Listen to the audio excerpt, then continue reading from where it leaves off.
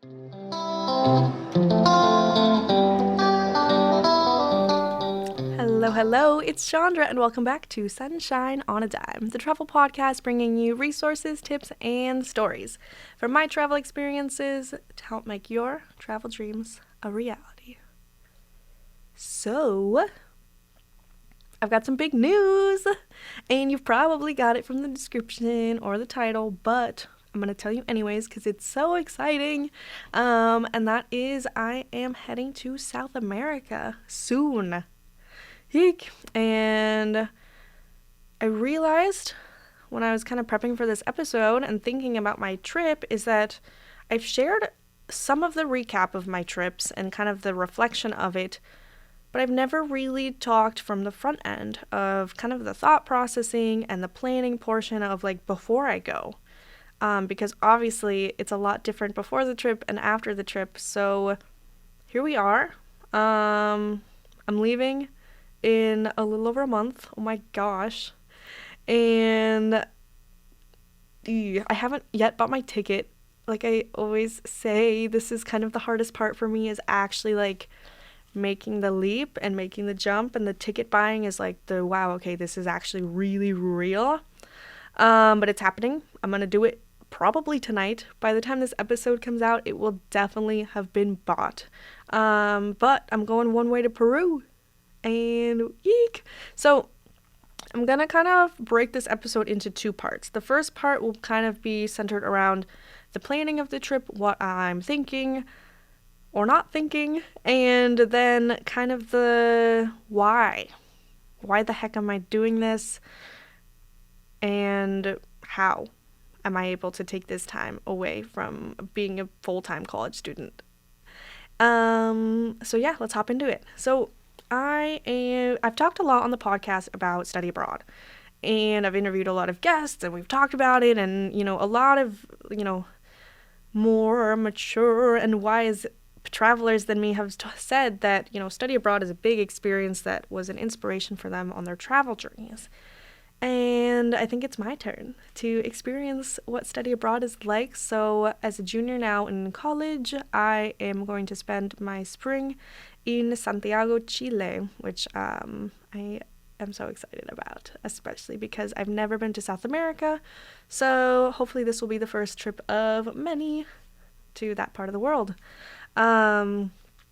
But the big piece of all of this that has any significance to this episode is the fact that my program doesn't start until kind of late February, which means I have, calculated like about 6 or 7 weeks. No school, nothing. I'm going to be, New Year rolls in. Sean's not going to be working or doing school for, 6 or 7 weeks. And so my thought processing behind that is like, okay, I got this time, let's travel. I'm already going to South America. Why not go early? That was kind of my first thought when I realized, wait, crap, I have a lot of time before school starts. And so I started out by thinking, okay, if I'm going to make it to Chile, where should I start? And I've always wanted to go to Peru. I've always just kind of had that on my list. And so it kind of made sense to just figure, okay, I'll start in Lima and I'll end in Santiago. And I'm going to figure out how to do that in 7 weeks around. So honestly, that's kind of the extent of it. Like, I haven't bought the ticket. I haven't done much planning since then. I'm leaving in about a month. I really don't have any idea what I'm going to do in between Lima and Santiago. I think maybe I'll stop into Bolivia. But honestly, knowing me, I'm kind of a slow traveler. If I find somewhere that I love, I stay for a while. So I'm not sure if I'll make it there. Depending on the bus routes, maybe, maybe not. My plan is to make it there solely by bus, colectivo, different forms of land transportation. That's the goal. Let's see if it happens. I think we can do it. And also, I'm back to solo travel. Yeek! It's been a while since I've kind of gone on my own solo trip. Honestly, for a while, I kind of was like, oh, solo travel was cool. It was fun. Past period of my life.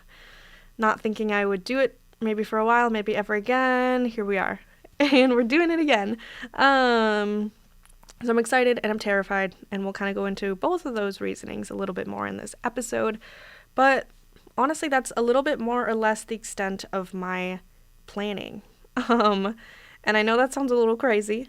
And besides, obviously, the fact that I am, in fact, I feel like I should learn this by now, and also that I shouldn't because I'm not, and I'm not willing to pay the crazy price of carry-ons on those cheap airlines, but I'm going to be packing a carry-on for the next 7 months probably of my life. That includes study abroad, everything travel related, hopefully a lot of podcasting equipment and other content stuff.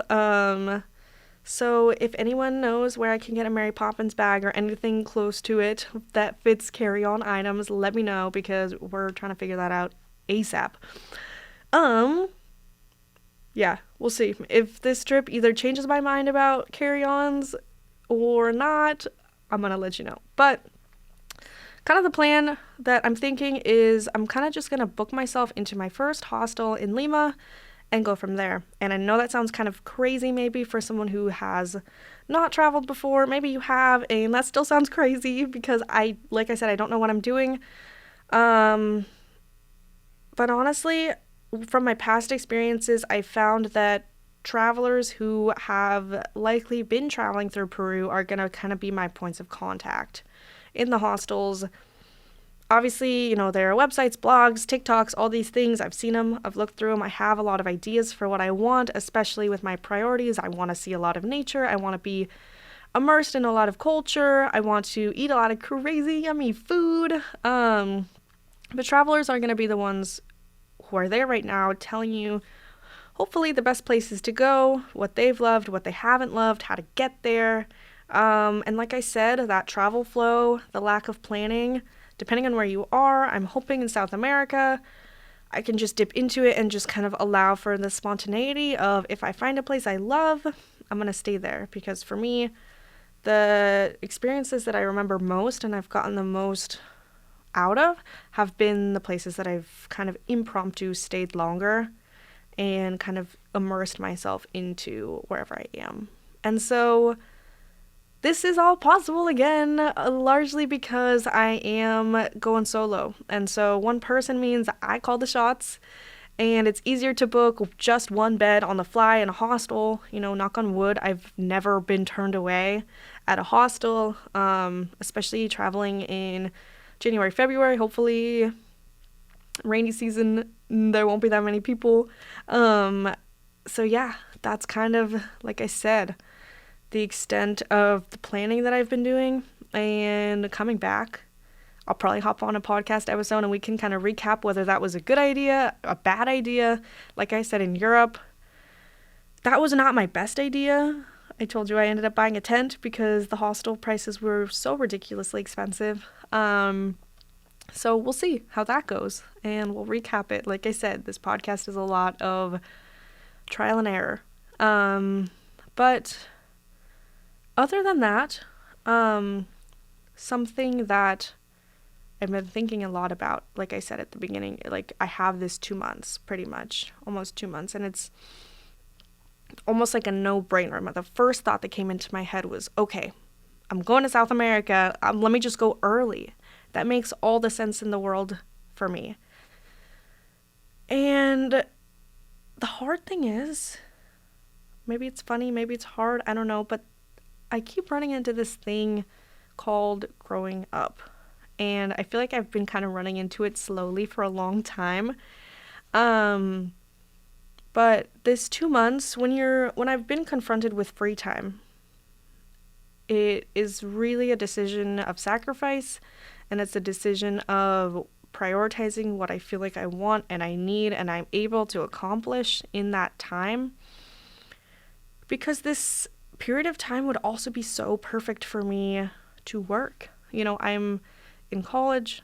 I'm kind of at a prime time for really exciting projects happening, exciting new opportunities with my work, with outside stuff. Like, if I had 6 weeks, 2 months to just not have the distraction of taking classes and just solely dive into that would be amazing.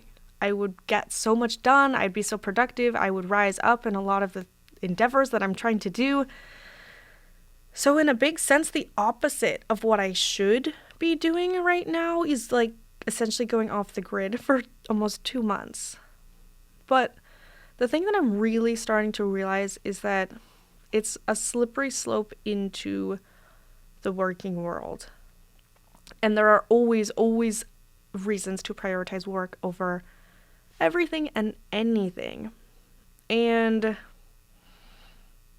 like I said, this is something that I've thought about a lot, because when I come back to school, it becomes so easy for me to slip back into that productivity and into that, like go. How can anything be more important than what I'm doing right now? And I'm so passionate about it and being in college. But I have to keep kind of calling upon little Sean, wherever she is, however little she is, from her travel experiences, to come and talk to me and remind me that I have yet to find a time where I've regretted choosing travel over something else. And even for this summer, for example, this was a summer where I had planned to take an internship and I ended up traveling instead.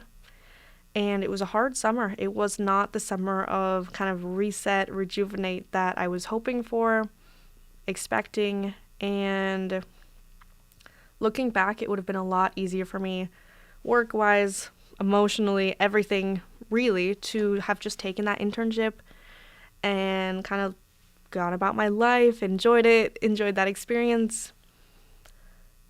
But even looking back, I wouldn't change it. And I know maybe that sounds a little crazy, but I wouldn't change it, because now I am where I am now, and I've learned a lot, and we're always growing. So I wouldn't have changed it at all, even though now I had come back to school hoping for that reset, and I didn't get it. And so I've been pushing the burnout a lot, and I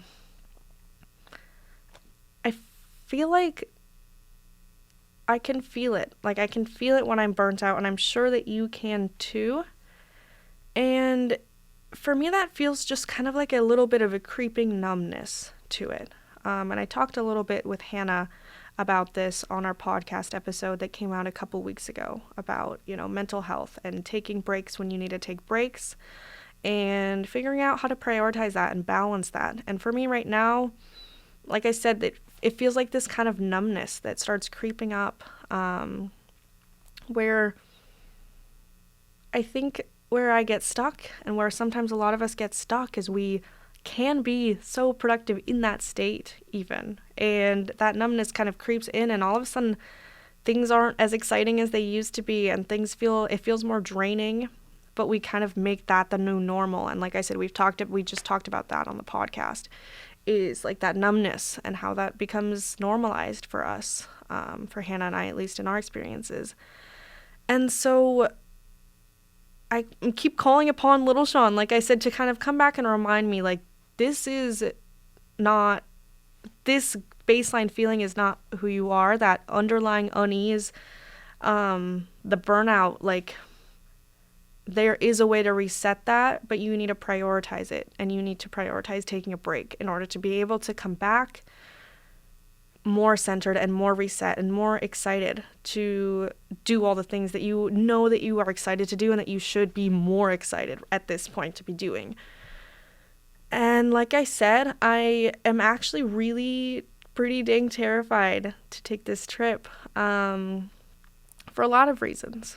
Like I said, I've said this before about solo travel, and I've talked to a lot of travelers about this as well, that solo travel is a time of intense processing, of reckoning, of realization, to be on your own, not only to make sure that you're able to take care of yourself fully in a foreign place, but also to sit with a lot of thoughts and a lot of things that, you haven't had to really face when you're working all the time. And so, like I said, it's something that I am so excited that I am making time to happen, because I feel it so deeply that I need that time, and that I need to go take a break, and I need to be able to reset and come back again and go off the grid for a little while so I can come back stronger. But it's a terrifying thing to think about because I know that it's hard, and it's always been hard, and it will be hard. But it's something that I'm welcoming, and that, like I said, the hardest part for me is not in the planning. And if that is the hardest part for you, that's why this podcast partially exists, so that we can help you think about the planning. And the hardest part for me is really about the go through, which is also, I know, a big hard part for everyone else. Is like, yes, I want to do this. Yes, I've done the planning. Can I actually press the button that says go? Let's go. And for me, that means buying this ticket, which I haven't done yet, which means is showing that it's so hard to officially say yes, because I would so easily just delete that tab off my computer and just work through that 2 months and be so productive. But at the end of the day, the most fulfilling, transformative experiences for me have been through travel. Everything that I'm doing educationally has come from my experiences traveling. Every experience that I have had traveling has built upon my life in every aspect of my life. And so, in that sense, I have become so much more of a well-rounded person because I've traveled. I've become so much more of an asset to my academic sphere, to my educational goals, to the working world, to everything, because of this time that I take for myself. And so, whereas it might seem counterintuitive for me and for everyone to go away again, I can't help but know that I need to. And it's kind of this gut feeling that I have to go. So I'm going. And I'm excited because I'm taking you all with me, which is awesome. So I have no idea when I'm actually going to be back in the States. I have some kind of exciting things in the works, some projects which will hopefully keep me in South America for a better part of this summer. But this is going to be the longest time I've ever been abroad. So I'm excited to take you with me, and hopefully some podcasting equipment as well, so we can kind of stay up to date. And this will not be the last you're hearing from us this season, though. We have a couple more episodes coming up with some really exciting guests, and then I will be off. So I've said this before, and you probably know what I'm about to say, but please make sure that you have your notifications turned on so that you don't miss anything that's coming, because I promise you it's gonna be good. And yeah, you can also give us a follow on Instagram at Sunshine Dime Podcast to stay up to date. And yeah, until next time.